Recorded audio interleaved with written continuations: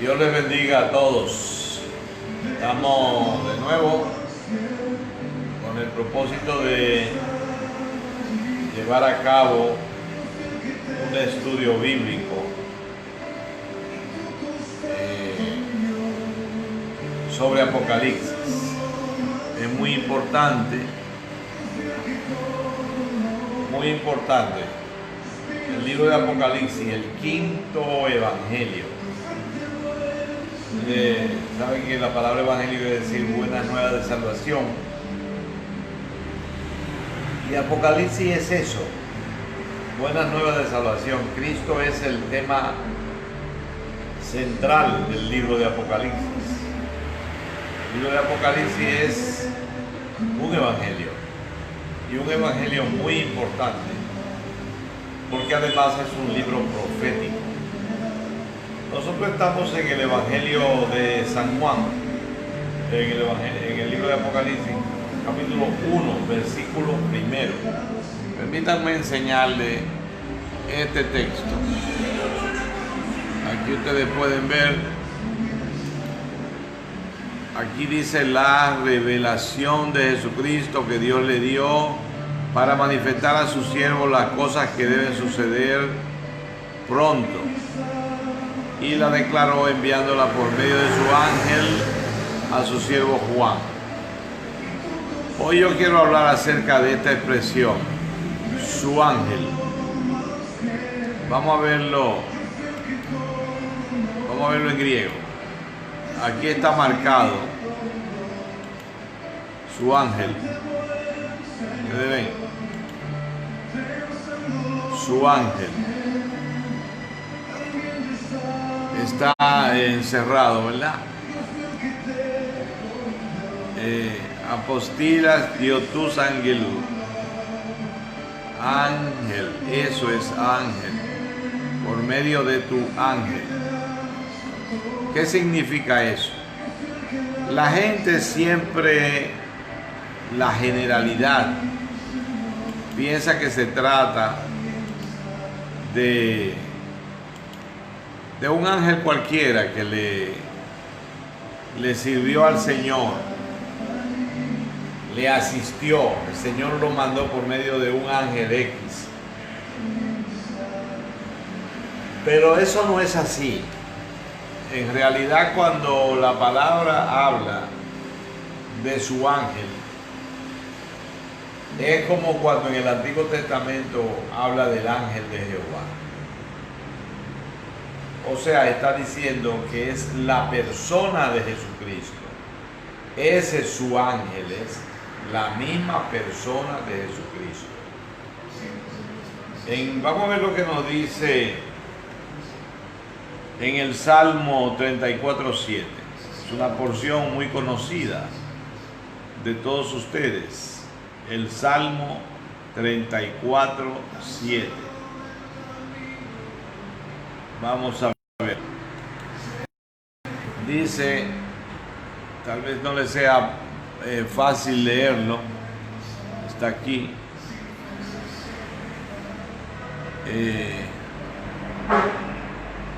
34:7 aquí. El ángel de Jehová acampa alrededor de los que le temen y lo defiende.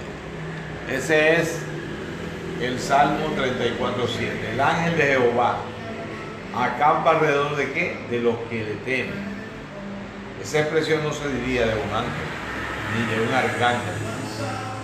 Temerle, los que le temen. ¿Qué significa temerle? En este caso no es tenerle miedo, sino los que lo respetan, los que se sujetan a él. Y la palabra no hablaría así de un ángel, por grande que sea, un ángel, un arcángel, un querubín, nadie. Nosotros no tenemos que sujetarnos a ningún ángel, pero aquí habla del ángel de Jehová. Vamos a ver en Génesis capítulo 18, nosotros nos vamos a encontrar con un caso. Ustedes recordarán que en esa ocasión, capítulo 18, a Abraham se le aparecieron tres varones, dice la palabra. Aquí estamos en el capítulo 18. Dice el verso primero: después le apareció Jehová. Le apareció Jehová en el encinar de Mamré, estando él sentado a la puerta de su tienda en el calor del día, y alzó sus ojos, y he aquí tres varones que estaban junto a él. Y cuando los vio, salió corriendo de la puerta de su tienda a recibirlos, y se postró en tierra. Se postró en tierra y dijo: Señor. No dijo señores, sino Señor. Se entiende que de los tres, uno se destacaba en apariencia por encima de los otros. Y entonces él se dirigió a él, entendiendo que él era el jefe de los otros dos. Señor.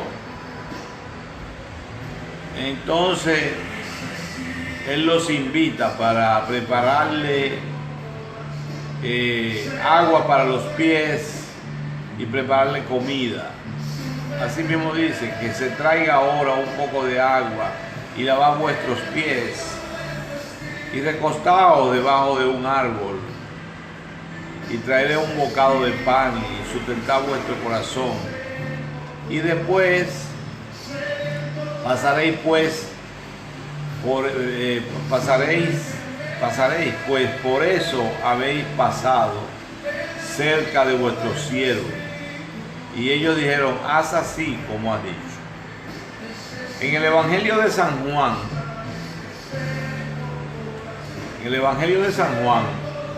nos habla el Señor Jesucristo de una ocasión en la que Abraham lo vio a él. San Juan, capítulo 8. Y vamos a ver allí el versículo 56. En el versículo 56, el Señor dice lo siguiente: Abraham vuestro padre se gozó de que había de ver mi día, y lo vio y se gozó. O sea, el Señor está hablando de algo que pasó. Abraham me iba a ver a mí y me vio y se gozó. Los fariseos, los judíos, entendieron perfectamente que él está diciendo que Abraham lo vio a él. Pero ¿cómo va a ser?, dicen ellos, si tú todavía no tienes 50 años. Eso es lo que dice. Vamos a ver. Entonces le dijeron los judíos: aún no tienes 50 años y has visto a Abraham. Entonces usted se lea Génesis completo, donde está la historia de Abraham, y usted no va a encontrar en ningún momento, excepto esta porción que acabamos de leer, donde dice que Jehová se le presentó a Abraham. Y entonces nos dice allí, sigue diciendo la porción acerca de Jehová. Por ejemplo, ustedes saben que dice que los dos ángeles, porque eran tres personajes, ¿verdad?, y dos de ellos se fueron a Sodoma, y uno quedó con Abraham. Y el que se quedó con Abraham se identificaba, o era identificado como Jehová. En el versículo 13, pero antes del versículo 13, nosotros vamos a encontrar que dice que Abraham seguía delante de Jehová. Vamos a verlo. Entonces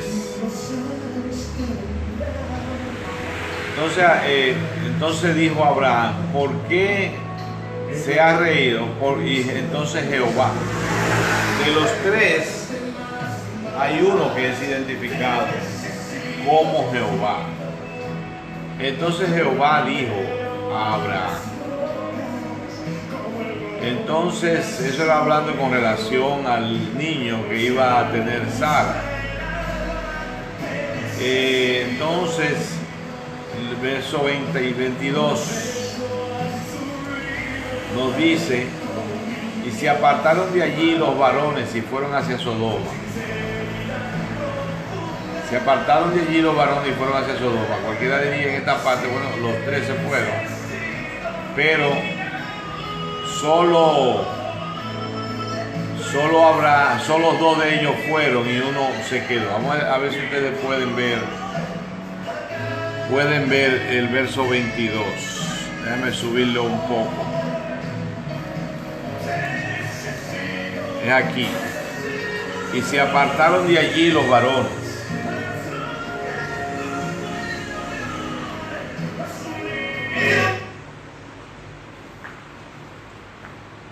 Se apartaron, verso 22, y se apartaron de allí los varones y fueron hacia Sodoma. Pero Abraham estaba aún delante de Jehová. Cuando ustedes se leen el capítulo 19 de Génesis, ustedes van a ver en el primer versículo que los que llegan a Sodoma, está aquí arriba, a ver si ustedes pueden verlo. Llegaron pues los dos ángeles a Sodoma, eso es el capítulo 19. Lo que quiere decir que de los tres, 12 fueron a Sodoma y uno quedó con Abraham, y ese que quedó con Abraham es denominado como Jehová. Y Jesucristo dice en San Juan, capítulo 6 y el versículo 56 en adelante, que Abraham lo vio a él y se gozó. Solamente en esta ocasión encontramos nosotros que Dios se le aparece a Abraham en esta forma tangible, visible, que incluso se sentaron a comer con Abraham, se comieron lo que Abraham le preparó. Este no es el único versículo, pero antes de este versículo vamos a irnos al Evangelio de San Juan y vamos a leer un capítulo muy conocido de San Juan, muy conocido. Capítulo 1 del Evangelio de San Juan, verso primero, como dice: en el principio era el Verbo, y el Verbo era con Dios, y el Verbo era Dios. Nosotros sabemos que el Verbo es nuestro Señor Jesucristo. ¿Y qué significa que Cristo sea el Verbo? Significa que Él es que lleva la voz cantando, que Dios no habla sino a través de Cristo. Él es el Verbo. Pero Cristo no solamente es el Verbo. Si nosotros buscamos a Colosenses capítulo 1 y el verso 15, dice: Él es la imagen del Dios invisible. O sea que Cristo es el Verbo, o sea, es el que habla, y es la imagen, es el que se deja ver. O sea, Dios en su esencia nadie lo ha visto, pero el Hijo, Él le ha dado a conocer. Vamos a volver a San Juan, capítulo 1, versículo 18. A Dios nadie lo vio jamás. El unigénito Hijo que está en el seno del Padre, Él le ha dado a conocer. Entonces, vamos a juntar todas estas cosas. Quiere decir que todas las veces que Dios habló en la antigüedad, quien habló fue Jesucristo, porque Él es el Verbo. Y todas las veces que alguien vio a Dios, vio a Jesucristo. Ustedes recordarán el caso de Josué, cuando se le presentó un varón y él le preguntó el nombre. Nuestro Señor Jesucristo en el Antiguo Testamento se ha identificado con ciertos nombres que son conocidos. Y este varón que se le presentó a Josué en el capítulo 6, este varón, Josué le preguntó cómo se llamaba, y este varón le dijo que su nombre era admirable, y le dijo que él era el jefe de los ejércitos del Señor. Entonces, ¿qué más tenemos? Aparte de que vemos estas características que se le atribuyen al Señor Jesucristo y que nos hacen ver que cuando en el Antiguo Testamento se habla del ángel de Jehová, el ángel de Jehová, se está hablando de Dios mismo manifestado. Vamos a buscar a los Jueces. Los Jueces capítulo 6. En los Jueces capítulo 6 vamos a ver cuando Gedeón se le aparece el ángel de Jehová. Y cómo allí el ángel de Jehová es identificado como Dios. Vamos a leer un poquito. Versículo 16 en adelante.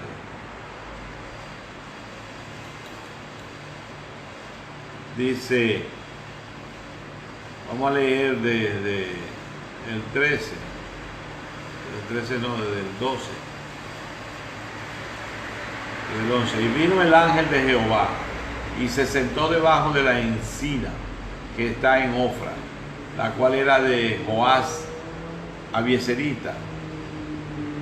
Y su hijo Gedeón estaba sacudiendo el trigo en el lagar para esconderlo de los madianitas. Y el ángel de Jehová se apareció y le dijo, Jehová está contigo, varón esforzado y valiente. Y Gedeón le respondió, Señor mío, si Jehová está con nosotros, ¿por qué nos ha sobrevenido todo esto? ¿Y dónde están todas sus maravillas que nuestros padres nos han contado? Diciendo, ¿no nos sacó Jehová de Egipto? Y ahora Jehová nos ha desamparado y nos ha entregado en mano de los madianitas. Y mirándole Jehová, el ángel lo está mirando, pero allí no dice que el ángel de Jehová le está mirando. Allí dice que Jehová le está mirando. Y le dijo, ve con esta tu fuerza y salvarás a Israel de la mano de los madianitas. ¿No te envío yo? Entonces le respondió, Señor mío, ¿con qué salvaré yo a Israel?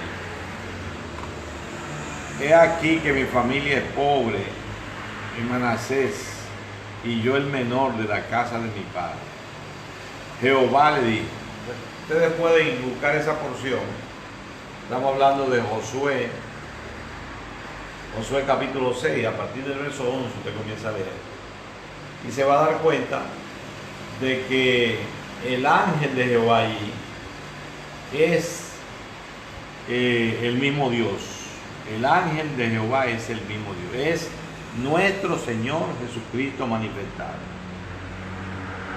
El ángel de Jehová. ¿A dónde queremos llegar nosotros con esto? Ustedes se acuerdan que partimos de Apocalipsis capítulo 1, donde dice que el Señor mandó la revelación a través de su ángel, y que todo el mundo se imagina que cuando allí dice su ángel se está refiriendo a cualquier ángel, como si el Señor tuviera un solo ángel a su disposición, o como si tuviera un ángel en especial a su disposición. Y eso no es así. El Señor no tiene un ángel en especial a su disposición. Todos los ángeles están a disposición del Señor en su totalidad. Ahí no hay rango que no quede por debajo del Señor y que estén allí al servicio del Señor. Cuando habla de su ángel, está hablando de la persona misma de nuestro Señor Jesucristo. Ya ustedes vieron que allí nos dice la palabra que Jesucristo es la voz y que Jesucristo es la imagen de Dios.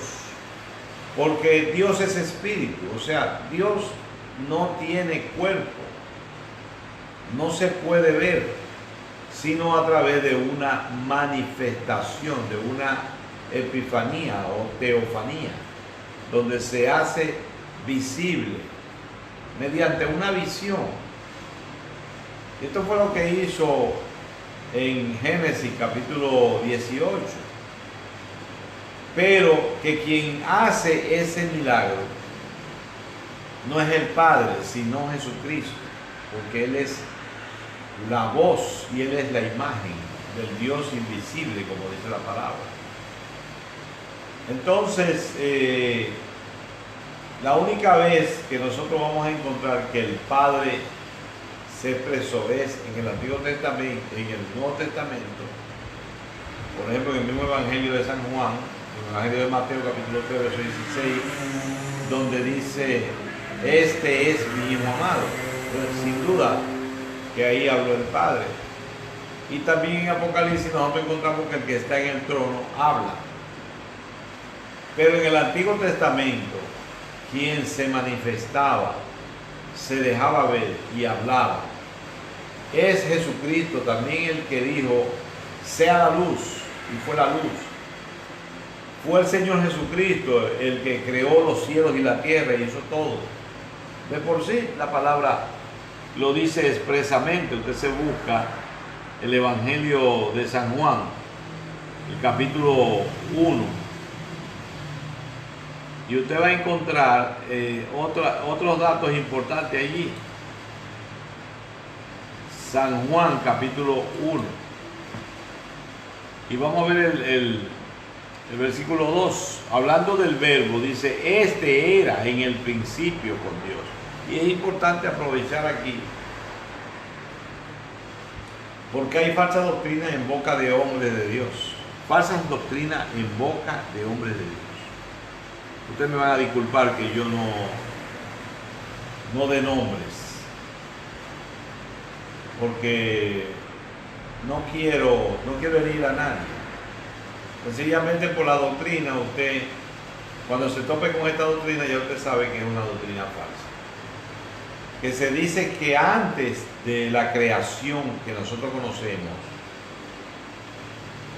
cuando Dios crea al hombre, antes había una creación anterior, y que esa creación anterior había hombres. Eso es lo que enseñan ellos.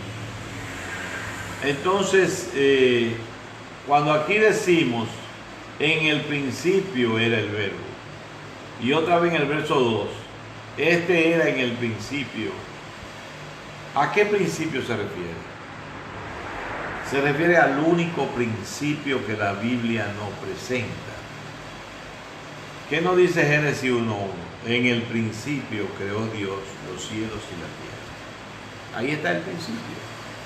O sea, antes de ahí, si hubiese existido algo antes de ahí, entonces este no sería el principio.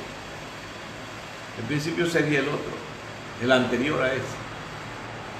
Eso es lógico, es lógica elemental, lógica simple.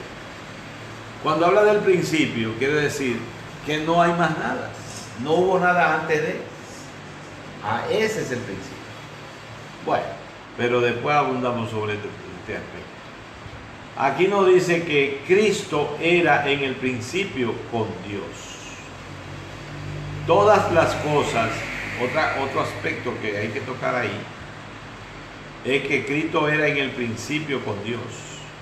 Lo que quiere decir que antes de ahí, Cristo estaba también. Porque si Él era en el principio con Dios, no dice que Dios creó a Cristo, sino que Él era en el principio con Dios. Cuando comenzó todo, Cristo ya estaba. Y eso significa que siempre ha estado. Y además dice que Él era Dios. Ustedes saben que aquí, en esta parte, hay una versión que no dice era con Dios y era Dios, sino que dice era un Dios y lo pone con minúscula.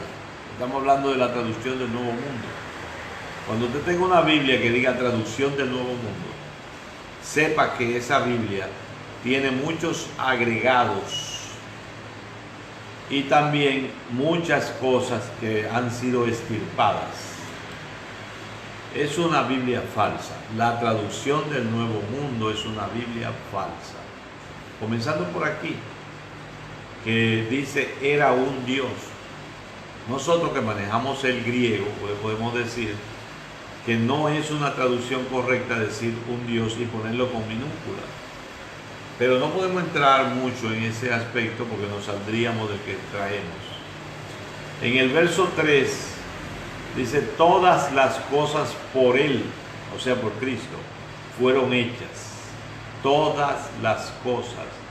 Si Cristo hubiera sido creado, ahí debía exceptuarlo a Él. No podría decir que todas las cosas por Él fueron hechas. Porque si Él fue hecho, entonces había que poner ese aclarando ahí. Todas las cosas por Él fueron hechas, exceptuándolo a Él. Pero no lo hace en ninguna forma. Y sin Él, nada de lo que ha sido hecho fue hecho. Sin Él, nada de lo que ha sido hecho fue hecho. Muy bien. Entonces, aquí está nuestro Señor Jesucristo como el Verbo de Dios. Ya sabemos por el versículo 18 que a Dios en su esencia, en su naturaleza, nadie lo ha visto. ¿Y por qué nadie lo ha visto? Vamos a ver el verso, capítulo 4, verso 22. Dice, vosotros adoráis lo que no sabéis. Nosotros adoramos lo que sabemos, porque la salvación viene de los judíos. El verso 24, Dios es espíritu, y los que le adoran en espíritu y en verdad es necesario que adoren. Dios es espíritu. Entonces, queda evidenciado, ¿verdad?, que Jesús hacía el milagro de la teofanía para aparecerse, y además el Señor también era el que hablaba. Bien, dándonos cuenta de todo esto, de que el ángel de Jehová era el que se manifestaba.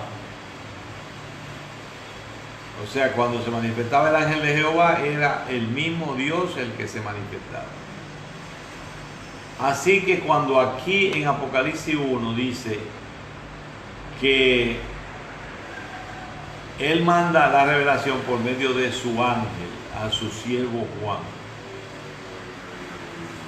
la revelación de Jesucristo que Dios le dio para manifestar a su siervo las cosas que deben suceder pronto, y la declaró enviándola por medio de su ángel a su siervo Juan.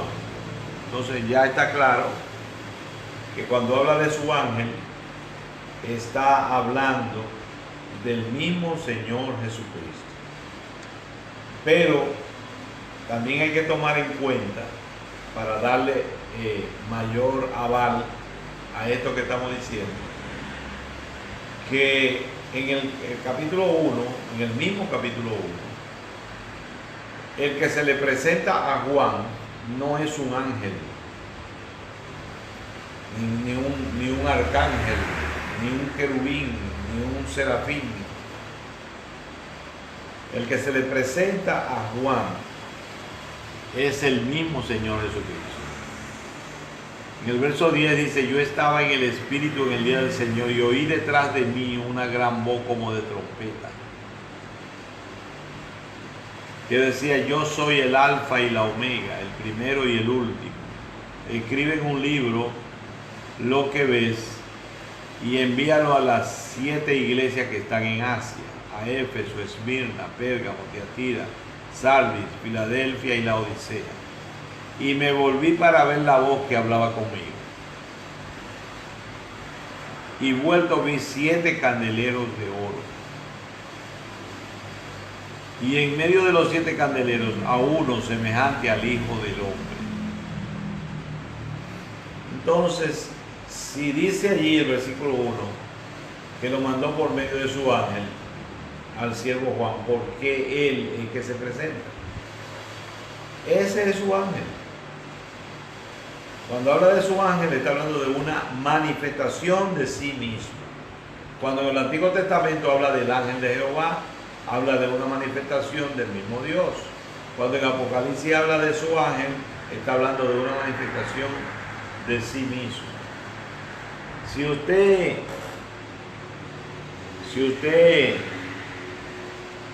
lee Apocalipsis completo, usted va a encontrar que sigue el Señor hablando con Juan. Tenemos están entrando por Juan. Bienvenido, hijo, Dios te bendiga. Juan Gabriel, ¿verdad? ¿Me puede escuchar? Entonces, dime si me escucha, dale al micrófono. Si me escucha, dale al micrófono para que yo te pueda oír a ti. Entonces, ¿quién está hablando en el capítulo 2? Ya vimos que en el capítulo 1, el que se presenta es nuestro Señor Jesucristo. Y en el capítulo 2, ¿quién está hablando? Desde el capítulo 1 pasamos al capítulo 2 y encontramos que dice la palabra: escribe al ángel de la iglesia en Éfeso. Y entonces me escuchas. ¿Tú me estás oyendo? No, Gabriel parece que no te escucha. Pues sí, entonces escribe a la gente de la iglesia en Éfeso. Entonces él se identifica a sí mismo. El que tiene, vamos acá a poner el capítulo 2. Dice: yo conozco el que tiene las 7 estrellas en su diestra, el que anda en medio de los 7 candeleros de oro, dice esto. O sea, ¿quién es ese personaje? Ese es nuestro Señor Jesucristo. Lo mismo pasa con todas las cartas que el Señor le dirige a las iglesias. Versículo 8, escribe al ángel de la iglesia en Esmirna, el primero y el postrero, el que estuvo muerto y vivió, dice esto. ¿Quién es ese? Señor Jesucristo. En el versículo 12, escribe al ángel de la iglesia en Pérgamo, el que tiene la espada aguda de 2 filos, dice esto. Yo conozco tus obras ¿Y dónde moras? ¿Dónde está el trono de Satanás? Entonces tenemos también el versículo 18. Escribe al ángel de la iglesia en Tiatira, al Hijo de Dios. Siempre es el Señor Jesucristo. Eso pasa en el capítulo 3 también. Y en el capítulo 4, ¿qué encontramos? En el capítulo 4 dice: después de esto miré y he aquí una puerta abierta en el cielo. Y la primera voz que oí como de trompeta, hablando conmigo, dijo: sube acá y yo te mostraré las cosas que sucederán después de esta. Dice, ¿quién fue que le habló? Dice él. Dice, y la primera voz que oí como de trompeta. Vamos a ver qué voz es esa. Vamos a volver al capítulo 1. Y en el versículo 10, yo estaba en el Espíritu en el día del Señor y oí detrás de mí una gran voz como de trompeta. Entonces, está identificando en el capítulo 4 que el Señor Jesucristo con voz de trompeta seguía hablándole y le dijo: sube acá y que yo te mostraré. No un ángel.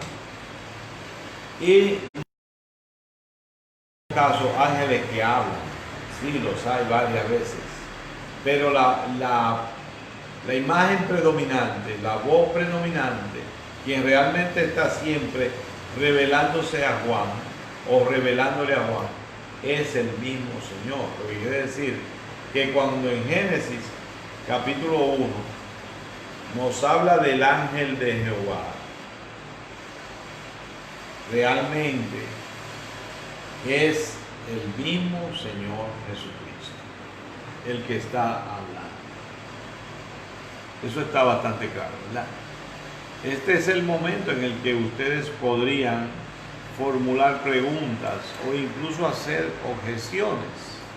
Esas son importantes porque las preguntas y las objeciones nos hacen enfocar algún aspecto que pudiera estarse escapando, porque nosotros queremos dejar bien claro todos los aspectos, que no se quede nada, porque con frecuencia damos estudios bíblicos y luego pues un hermano nos hace una pregunta y uno piensa: no toqué ese aspecto, se me escapó esa parte.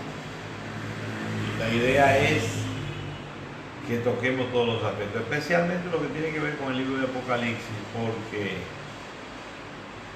estas cosas que nosotros estamos revelando, luego va a suceder con el tiempo que nosotros pues ya no vamos a estar, pues no vamos a quedar para siempre. Un día tenemos que partir. El Señor nos ha revelado cosas y nosotros queremos compartirla con ustedes, no queremos que no se nos quede nada.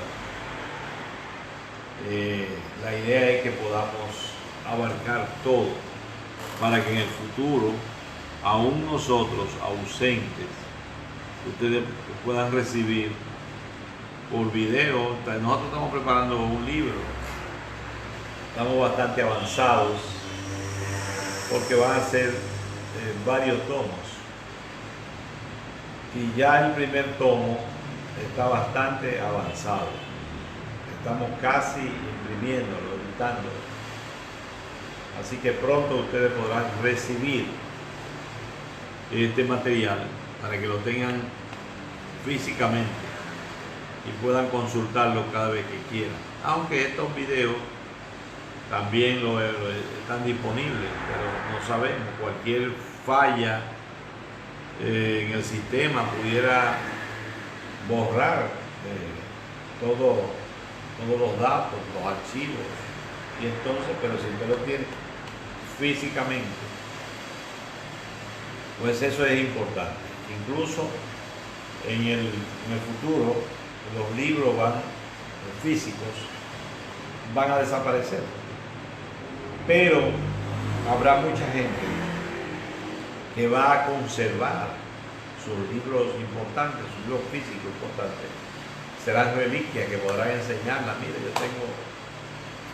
yo tengo el libro tal o cual, no los míos, sino cualquier libro importante, y no es que el mío no sea importante, pero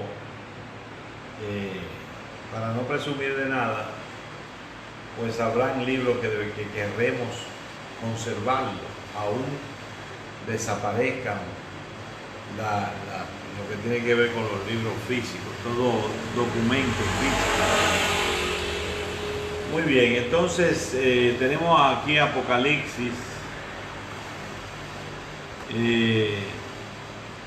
Tenemos aquí en Apocalipsis el texto de Juan, ya vimos aquí la parte que dice que envió por medio de su ángel a su siervo Juan. ¿A quién le mandó él la revelación? A su siervo Juan. Bueno, ustedes saben, en la introducción nosotros hablamos de Juan. Nosotros dijimos que hay evidencia extrabíblica, cuando decimos extrabíblica, queremos decir fuera de la Biblia, porque usted no puede buscar en ninguna parte otra prueba de que Juan, el apóstol, fue que escribió Apocalipsis. En el mismo libro usted va a encontrar que él dice que estuvo en la isla llamada Patmos, y nosotros sabemos, ¿cómo sabemos que fue el apóstol que estuvo en la isla llamada Patmos? No lo podemos saber por la palabra, porque este podría ser otro Juan. O sea, en la introducción nosotros demostramos que no es otro Juan, que es el apóstol. Pero volvemos sobre el asunto, y porque aquí dice que el Señor le mandó las revelaciones a su siervo Juan por medio de su ángel. O sea, él mismo se las entrega. El mismo Señor Jesucristo se las entrega, las revelaciones. Entonces la pregunta es, ¿cuál es la evidencia de que este no es otro Juan y que es el apóstol? Ustedes saben que dijimos en la introducción que Papías fue discípulo del apóstol Juan. Lo sabemos por los escritos de los padres. Los padres son aquellos hombres que tuvieron en contacto con los apóstoles y que sucedieron a los apóstoles, y otros llamados padres también, que no vieron a los apóstoles, pero que vivieron próximo a la fecha en la que ellos desaparecieron. Cuando decimos que desaparecieron, nos referimos a que murieron. Entonces la evidencia que tenemos de que este Juan es el apóstol es el testimonio de esos hombres. Y la pregunta es, ¿existe razón para dudar de su testimonio? Hombres que vivieron, muchos de ellos en contacto con los mismos apóstoles, y que eran líderes de la iglesia de entonces. ¿Hay motivos para dudar de ellos? No, pues entonces no hay que buscar más nada. Es suficiente evidencia. Entonces la pregunta es, ¿por qué el apóstol no se identificó como tal? El apóstol Pablo se identifica como apóstol. Juan no se identifica como apóstol. En ese tiempo habían falsos apóstoles. El capítulo 2 lo dice. Hay muchos que se dicen ser apóstoles y no lo son, dice, y los has hallado mentirosos. Entonces, esa pudiera ser una razón por la cual el apóstol no se identifica como tal, porque cualquiera dice soy apóstol. Hoy tenemos ese problema, de que hay muchos que se llaman apóstoles y profetas. Y yo les exhortaría a esos hermanos a que dejen de llamarse apóstoles y que dejen de llamarse profetas. Si alguien te quiere reconocer como profeta, tú dirás amén. Si alguien te quiere reconocer como apóstol, tú dirás amén. Pero no tú. Yo lo veo que dicen, fulano de tal, apóstol y profeta. Me parece a mí que es una presunción y una jactancia que no debe tener un siervo de Dios. Últimamente yo no quiero ni que me digan pastor. Soy un humilde siervo del Señor. Eso es lo que yo quiero ser. Y ser verdadero en lo poco que pueda yo ser verdadero. Eso es lo que tenemos que buscar, tener un testimonio que hable de nosotros. Que nosotros no tengamos necesidad de ponderar, de autoponderarnos, sino de que sean otros, que vean nuestro testimonio y puedan hablar de nosotros. Juan entonces se limita a decir, y es una constante, porque Juan no se identifica como apóstol ni en sus epístolas ni en el Evangelio. Notamos que Juan es una característica de él, que no habla mucho de sí mismo. Ahora dice, yo Juan, entiendo que la necesidad lo impulsó a tener que identificarse y a decir lo que había pasado con él. Y fíjense que es importante que lo haya hecho, porque ahora, todavía hoy, hay gente que duda de que fue el apóstol. Y si no apareciera ni siquiera el nombre de Juan, pues diría, mira, ni siquiera aparece su nombre por ninguna parte. Pero él no solamente da su nombre, sino que da circunstancias en las que se vio envuelto que coinciden con lo que dicen documentos históricos, que él tuvo en la isla de Patmos, que fue enviado allá, como él dice, por causa del testimonio de Jesucristo. O sea que todo esto lo juntamos y no nos queda duda. Es más, nos sobra evidencia de que el apóstol Juan fue el autor del libro de Apocalipsis. Y ya dijimos otras cosas, además de que el Señor había profetizado que apóstoles de él verían la venida de Cristo. Y como yo he dicho en otras ocasiones, yo no sé si otros apóstoles la habrán visto, pero de que Juan la vio, de eso sí estamos seguros, porque lo testifica aquí en el capítulo 19, a partir del verso 11. Juan vio la venida del Señor. Yo no dudo que otros apóstoles hayan tenido la experiencia, pero Juan sí lo atestigua aquí en el Apocalipsis por necesidad, porque tenía que hacerlo, tenía que manifestar esta experiencia en el libro de Apocalipsis. Y llegaremos a ese capítulo donde vamos a estar hablando acerca de la manifestación visible del Señor, capítulo 19, a partir del verso 11. Lógicamente tenemos que ver todo el capítulo por su importancia. Y de por sí, desde aquí iremos viendo palabra por palabra.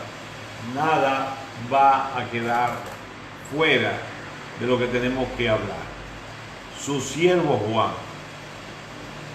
Y dice en el verso 2 que ha dado testimonio de la palabra de Dios y del testimonio de Jesucristo y de todas las cosas que ha visto. Dice aquí que el Señor le mandó esto, que la revelación es para sus siervos, la revelación de Jesucristo que Dios le dio para manifestar a sus siervos. Y la pregunta es, ¿a qué siervos se está refiriendo? Se está refiriendo a todos los creyentes. Miguel de los Santos, Dios le bendiga, pastor. Dios te bendiga a ti, Miguel, a mamá, a papá, ya a todos. Todos los siervos del Señor tienen derecho dado por Dios, dado por el Señor, de conocer la revelación de Apocalipsis.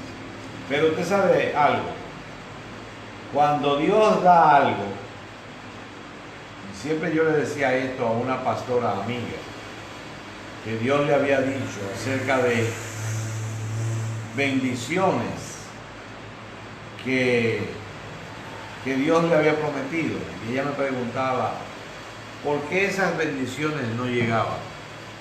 Y yo le decía, bueno, esas bendiciones pudieran estar ahí, pero usted tiene que esforzarse en conseguirlas. Porque así son las cosas de Dios. O sea, Dios te da cosas que Él necesita ver que tú hagas esfuerzo para recibirlas. Hay una cuota en la cual tú tienes que esforzarte para conseguir esa bendición que Dios te tiene. Esta bendición de la revelación de Apocalipsis está ahí. Y hay mucha gente que quisiera tener la capacidad de interpretación y la leen y no ven nada. Pero requiere de más esfuerzo de su parte. Búsqueda. Cuando hablamos de buscar de Dios, no es una cosa tan fácil como ir a la nevera a comerte un pedazo de cualquier cosa y un vaso de jugo o de leche. No es así de simple. Dios demanda que en la búsqueda pongamos mucho de nuestra parte, mucho de nuestro tiempo, mucho de nuestro deseo, nuestra ambición de tener. Tiene que haber una entrega. Buscar a Dios requiere de una entrega. Y si hablamos de la salvación, eso sí es fácil. Tú crees en Jesucristo y tú eres salvo. Pero aparte de la salvación que ya la tenemos, entonces resulta que hay que poner empeño. Para conseguir más hay que poner empeño. Tiene que haber una búsqueda. En la revelación del libro de Apocalipsis, lo digo por mí mismo. Yo tuve un tiempo que yo le lloraba a Dios. Le lloraba al Señor porque no veía, no entendía. Pero yo me metí de lleno en oración, en ayuno y estudio del texto. Y hay muchas cosas que ustedes van a ver. Por ejemplo, esto mismo que yo dije acerca de su ángel. ¿Cuántos años tenemos el libro? Tenemos 2000 años con el libro de Apocalipsis. ¿Cuántos hombres de Dios lo han tenido en sus manos y han hecho aportes importantísimos sobre la revelación? Pero este punto de su ángel, no hay ninguna literatura que diga que su ángel es el mismo Jesucristo. Y ese detalle me lo dio el Señor a mí. Y hay más cosas por ahí que vamos a seguir viendo, que usted no lo va a encontrar en ninguna literatura. ¿Por qué me la dio? ¿Porque yo soy muy importante para Dios? No existe eso. Delante del Señor todos somos importantes. Incluso yo diría que soy de los menos importantes. Y no tengo ni que decirle eso porque eso ustedes lo saben. En realidad, la razón por la que yo la recibí fue porque yo salí detrás de esa revelación. Y yo le digo a ustedes, Dios está ahí a la disposición. ¿Qué es lo que nos dice, por ejemplo? Ya vamos a ir buscando el final. ¿Qué es lo que nos dice, por ejemplo, en el Evangelio de San Mateo, capítulo 7 y el versículo 7? Pedid y se os dará. Buscad y hallaréis. Llamad y se os abrirá. Porque todo aquel que pide, recibe. Y el que busca, halla. Y al que llama, se le abrirá. El Señor dice allí, haciendo sentir que Dios es compasivo y bueno. Dice, ¿qué hombre hay de vosotros que si su hijo le pide pan le va a dar una piedra? O si le pide un pecado le va a dar una serpiente. Pues si vosotros siendo malos sabéis dar buenas dádivas a vuestros hijos, ¿cuánto más vuestro Padre que está en los cielos dará buenas cosas a los que se la pidan? Entonces está claro, si buscamos, si pedimos, si nosotros buscamos el texto y el contexto, vamos a descubrir que ese pedir y ese buscar no es asunto de salí a buscar, no encontré y dejé eso. Estoy pidiendo y no me contestaron y dejé eso. No es así. Hay que buscar con una entrega. Nosotros decimos que la oración tiene 5 partes, que son la fe, la fidelidad, la perseverancia, la paciencia y la resignación. Esas son las 5 partes. Y la que quiero subrayar ahora mismo, y ya ustedes saben lo de la fe y la fidelidad, que son muy importantes. Si no somos fieles, no busques, no hagas ninguna diligencia. Si tú tienes tu vida por tu lado, si tú no le eres fiel a Dios, olvídate de eso. Ahora, si tú le eres fiel a Dios, tienes que tener perseverancia y tienes que tener paciencia. Básicamente, tiene que ser fiel, tiene que tener fe y tiene que tener perseverancia y paciencia. Perseverancia y paciencia. No te puedes cansar. Si tú crees que Dios te va a responder, si estás pidiendo también dentro de la voluntad de Dios, esa es otra cosa. Que hay gente que le pide cosas a Dios que a todas luces se ve que no la van a recibir, porque está pidiendo mal. Lo dice Santiago. Pedís y no recibís porque pedís mal. A veces es motivado por un sentimiento malo. Yo recuerdo en una ocasión que estábamos en un círculo de oración y una hermana le estaba pidiendo a Dios que le quitara el empleo a una señora. Señora, a que la vote. Digo, espérese, hermana, espérese. ¿Y qué es lo que usted está pidiendo? Que ella hizo que me votaran a mí. Y la palabra dice que la venganza es mía. Sí, pero no suya, del Señor. Está pidiendo al Señor que la votaran a ella, como ella hizo que la votaran a ella. Entonces, eso no es lo que el Señor quiere en nuestros sentimientos. ¿Qué querría el Señor que ella pidiera con relación a esta señora? Que el Señor la bendiga, que el Señor la prospere, que el Señor le haga ver que no hizo bien. ¿Sabes? Ese es el sentir que Dios quiere. Hay cosas que no las podemos pedir porque Dios no nos las va a dar. Usted se imagina, por ejemplo, que los cristianos comiencen a orar para que Dios deje caer su juicio sobre la tierra. Señor, mira, el mundo está en pecado, el mundo está muy mal, deja caer tu juicio sobre la tierra. Eso no es lo que el Señor quiere que nosotros pidamos. El Señor quiere que pidamos misericordia. Tenemos que orar por los niños que son víctimas y por muchísimos hombres y mujeres que no son cristianos, pero que tienen temor de Dios.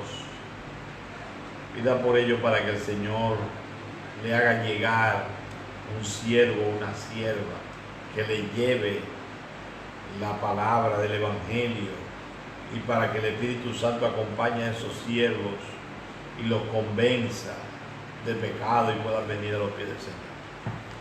El próximo domingo vamos a continuar con nuestro tema.